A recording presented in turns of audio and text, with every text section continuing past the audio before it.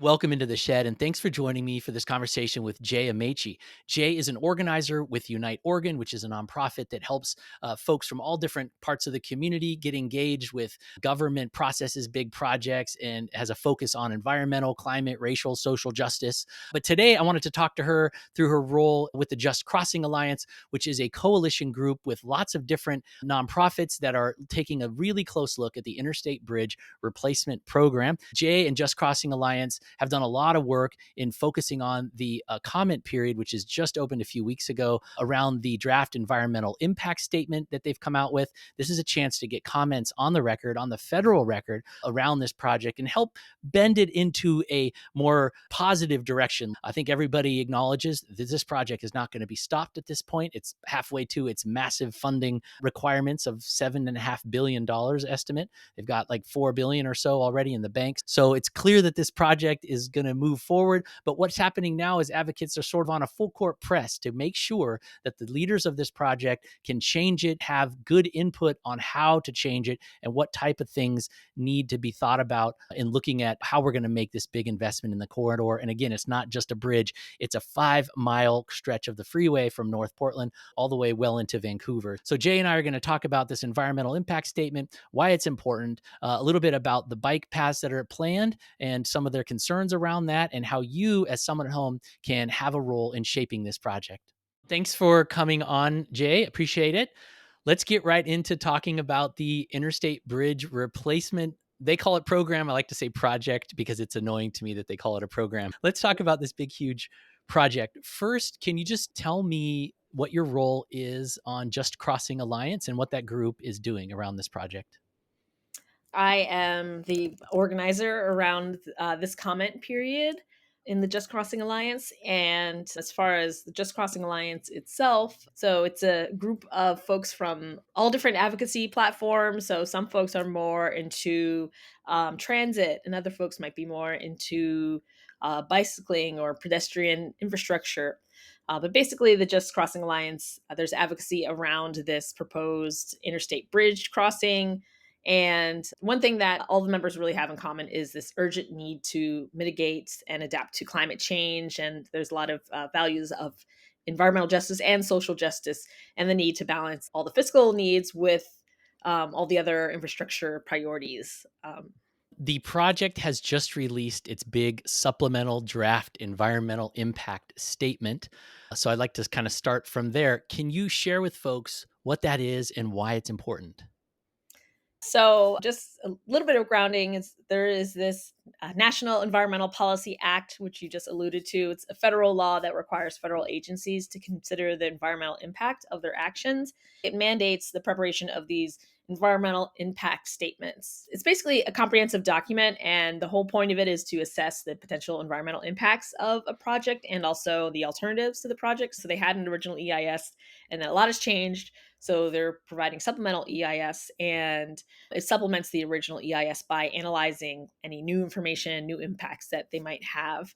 And the draft SEIS, it's comprised of a couple different things. One is they're looking at different alternatives. So they have one thing called the modified LPA, the local preferred alternative. They have a no build option. So they're looking at all those different options, and it compares the impacts of implementing one versus the other. And it also just looks at environmental impacts in general: air quality or water quality, noise, ecosystems, cultural resources, visual quality. All of those things are talked about in the environmental impact section. And then they also talk about mitigation measures. So they're proposing some mitigation measures to avoid, minimize, or compensate for some unavoidable, or what they say is unavoidable, adverse environmental impacts of the project. So if I'm just someone sitting at home that really cares about the climate or transportation in general or whatever the issue might be, what about this EIS period that's come out now is really important? Like how I think I heard I know there's like a comment period, but from an activist point of view, why are you organizing around this? I mentioned the NEPA process, and public comments are really crucial to that. They provide a lot of the valuable feedback and insights from the community. Why these public comments are important is because it's building a record for potential future actions. So public comments become part of the official record. And if we decide in the future, maybe we, want to do some future legal actions or administrative actions related to the project, then we could refer to those public comments so they can't say, well, we didn't know this or we weren't aware. We could say, well, thousands of people commented on this specific thing. So either you're ignoring the comments or you chose not to listen to them. And yeah, I mean, the whole point being that it's to address a lot of our environmental justice and social justice concerns. It's like this public comment is a platform for raising a lot of those issues and ensuring that the project's impacts on vulnerable communities are considered.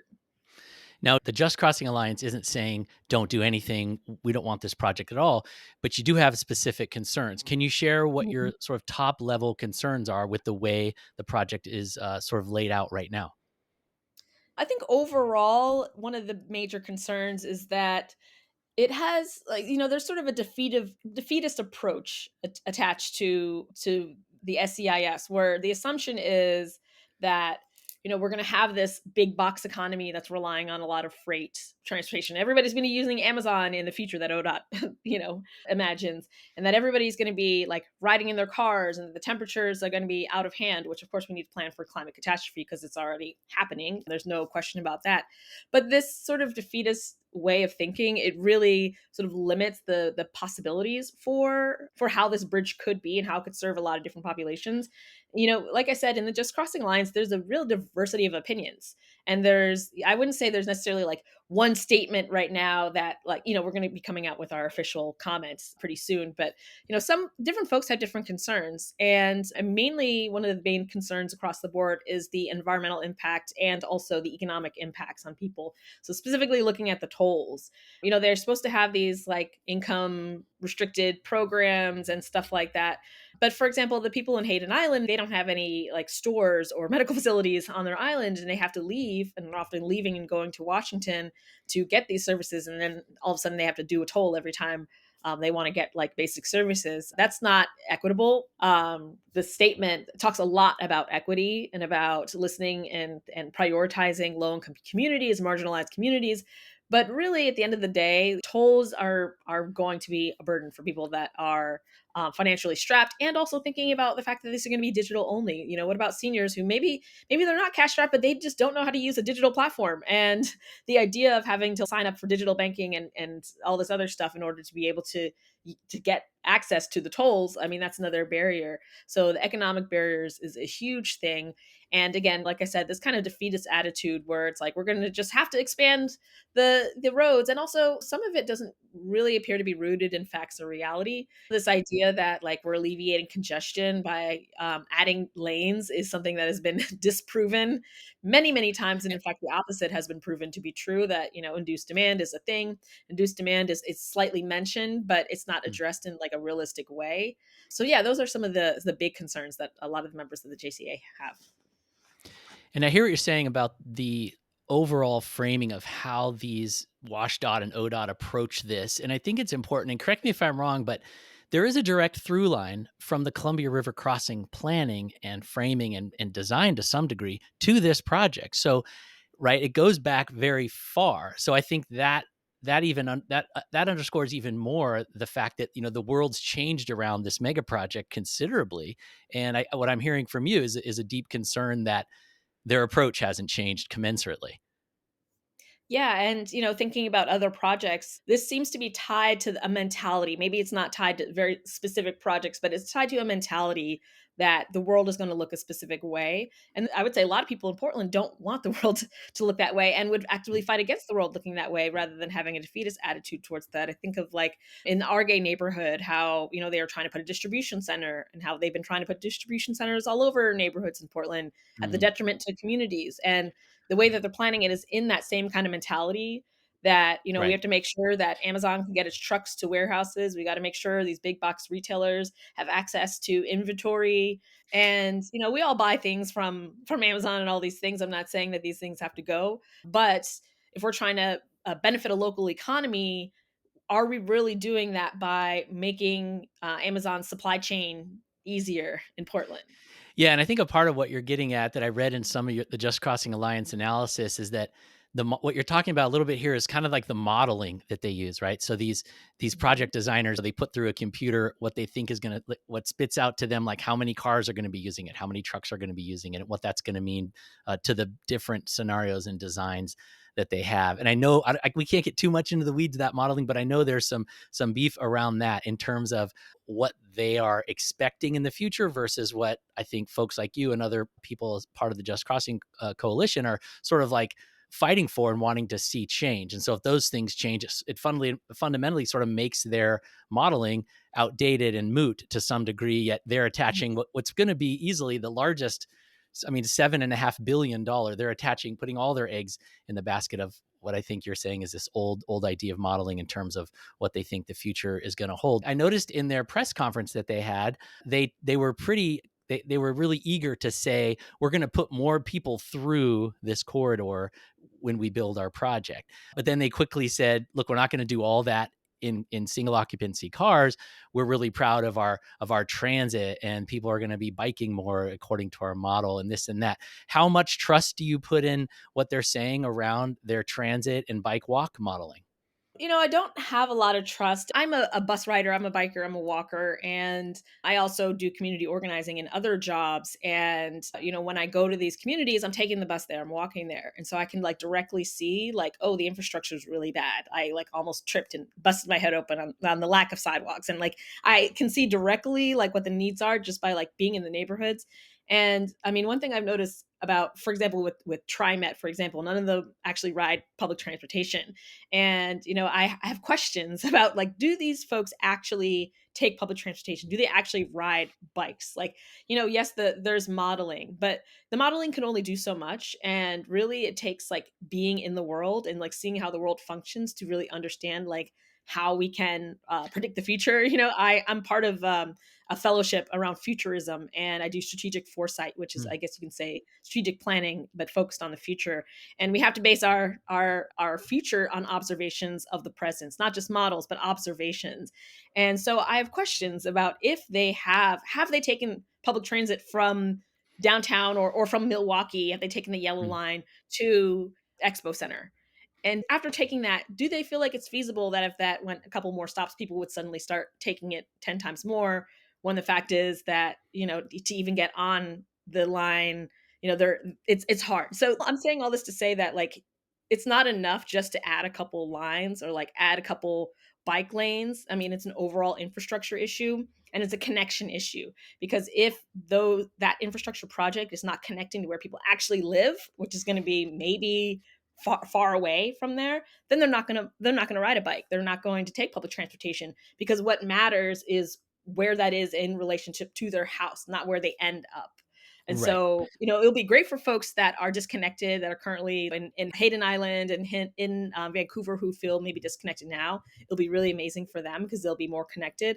But for the rest of Portlanders that, live way out southwest, way out southeast, all over the place, that's not going to improve the connections that they need in order to make biking and walking and taking public transportation reasonable for them.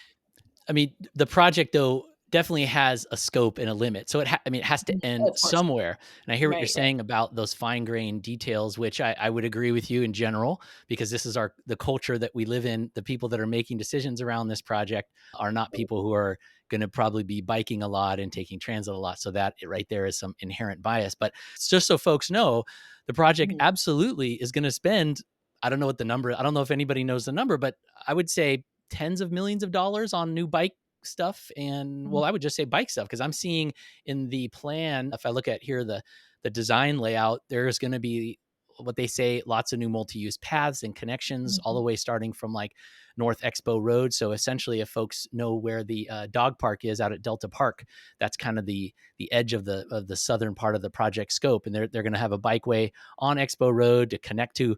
There's a whole new bridge that's going over into Hayden Island, separate from the freeway structure, that's going to have some sort of bikeway on it. Again, these details aren't clear yet because they're not at that level of design, but they're also going to be mhm, making a bikeway down to Jansen Avenue, Jansen Drive on Hayden Island. And then, of course, there's the infamous, spiraling things that are yet to be understood just to get up and down from the bridge. So they're going to be spending a lot of money. Is there Mhm. something about the bike infrastructure piece that is concern of your? I mean, I'm sure Just Crossing Alliance and all your members are excited about what the investment will be, but do you have concerns about uh, the specifics of that investment? Again, like you said, I'm happy of any investment that they're going to put in. I'm happy to have, and they're long overdue.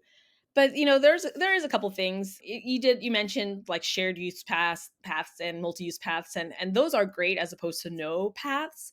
But at the same time, if they're talking about trying to get new ridership, trying to be more inclusive of marginalized populations, for example, people of color or elderly or disabled, shared use paths really might not actually work well to that effect.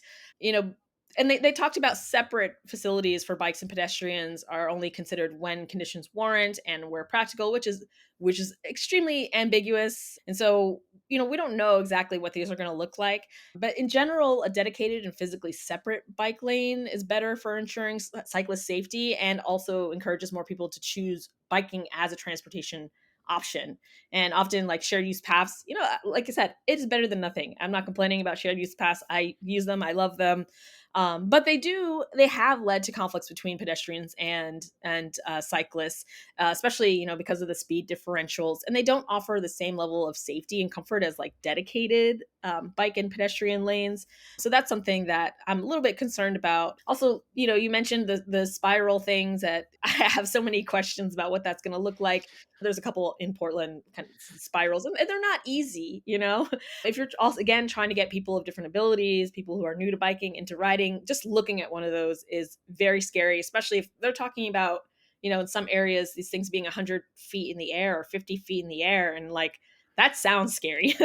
I can imagine that, Yeah. if you're new to biking and you're like, okay, across the bridge now, or well, first getting on the bridge, but then going down on the other side, like, that might be a little bit on the scary side. And so I'm wondering more about like what the specifics of that might look like, and how it's going to be mitigated for folks who they're not gold medal cyclists, but they're new to cycling, and maybe they're even new to more physical activity in general. Yeah, I mean, to be fair to the project itself, though, what about the balance of the fact that I think they would say, well, we're not at that stage of designing those specifics yet, so we can't share Mhm. those. So when it comes to this comment period, is it worthwhile for folks to be making detailed comments about specific elements of the design, or how do you think people that do have concerns about the project, what's the best way for them to comment? Say they do bike across the bridge on a regular basis or bike through that area on a regular basis, what kind of comments can be most impactful? Yeah, that's a good question. I think I'm always referencing the document. They're going to want people to really. I mean, there's so much to read. There's so much in the Yeah, it's like SEIS. 20,500 pages Yeah, it's kind of ultimately, but absurd. yeah. You could do a little search and stuff like Yeah. that if you need to. Also, the executive summary has a lot of the information, so even just looking over that. But I think one of the most important things is going to be to like reference what they actually said, and then if you don't like something that they've mentioned, then offering an alternative, or even if they haven't mentioned some of the plans yet because it's too early in the process, offering up like here's some ways that this could look. So maybe as the planning process happens, they have these things in mind. They have what the community might want. And so I wouldn't say that, don't talk about it just because they're not at that stage yet.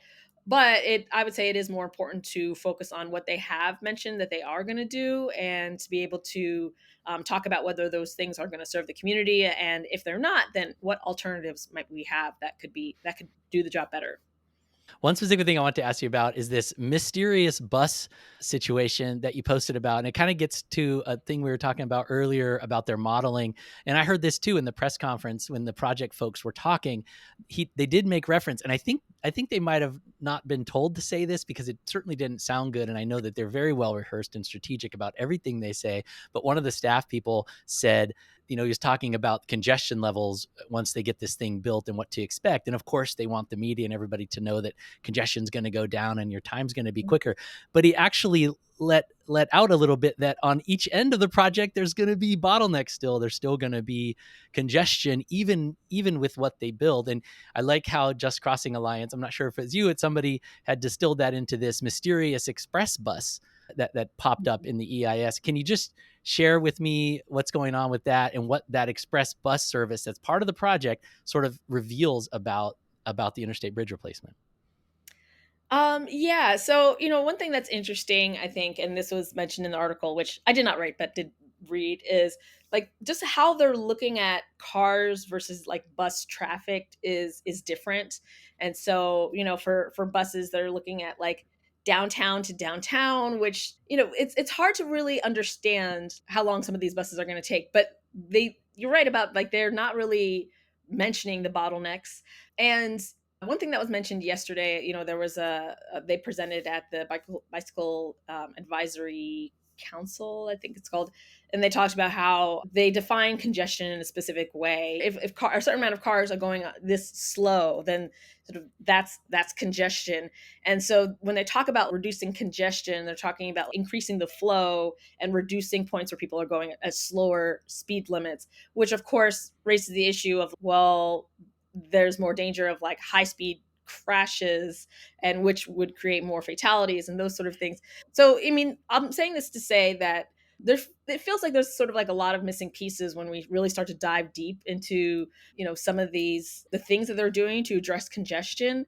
And yeah, I mean, at the end of the day, there's still going to be, like you said, these bottlenecks, like, once people get on and off like I-5, I-405, and it's still going to be people waiting in traffic, and in some ways it feels like maybe they're just pushing the bottlenecks south, or they're moving Mhm. the bottlenecks around, but they're not actually getting rid of the bottlenecks. And that's seems to be, maybe the result of some of the modeling they're doing that's like outdated, or just doesn't factor in all the things that need to be factored in. Yeah, I hear what you're saying. I like how the website says that, or the hot takes, folks. I'll put a link to it, but the Just Crossing Alliance has put out this really excellent hot takes document, which is several pages of a Google Doc, just kind of distilling a lot of the transportation or a lot of the elements of the EIS and some of their highlighting their concerns in detail. It's a great resource to read through.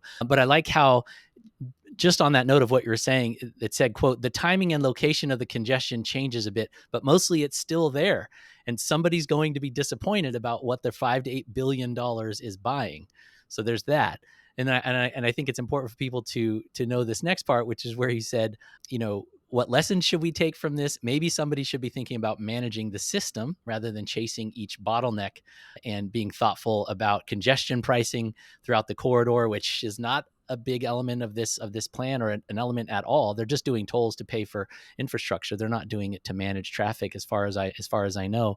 But yeah, and then you talk about keeping the freeway industrial complex busy, which, yeah, maybe their next big project is a new Fremont Bridge or a new interchange at I-5 and I-405, once they've determined that people have to slow down too much over there. So that's kind of a frustrating aspect of this. So I know that Just Crossing Alliance is doing a lot of work, but my assumption here is that you would acknowledge that it's going to happen. This thing is not going to be stopped. The inertia, there's what, 4 Mhm. billion, over 4 billion, I think, already on the Yeah. table, 2 billion from the feds, 2 billion or so from Mhm. each state, or 1 billion Mhm. from each state. So two. And then, so the tolling it, it's seeming like they're going to be able to keep moving forward, and who knows, Yeah. maybe moving forward And we very want them to quickly. build the bridge. We Yeah. we You want definitely them. want them to have like Yeah. a seismically improved bridge. We're all waiting on the big one to hit at any moment, and scared, fearful about what's coming in terms of climate catastrophe. We know that we need better infrastructure. We need to really shore up our infrastructure, and nobody is against building the actual bridge. It's just that the assumption that we have to build it in a particular way, and that sort of like Robert Moses style of like freeway, expansion, and the prioritization of car infrastructure and that kind of thing. That's the thing that fundamentally we don't agree with, and we say that there are better ways that we can design this bridge for a future that like more Portlanders want to see than big freight infrastructure, and single use cars and that kind of thing.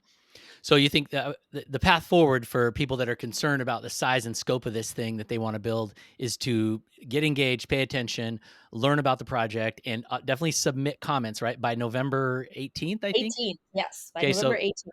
you have comment periods open until November 18th. That's the federal comment record that's open right now. So yeah, so that would be a good way for sort of a path for folks to take from here. Is there anything else, Jay, that you want to share with folks about the project at this stage?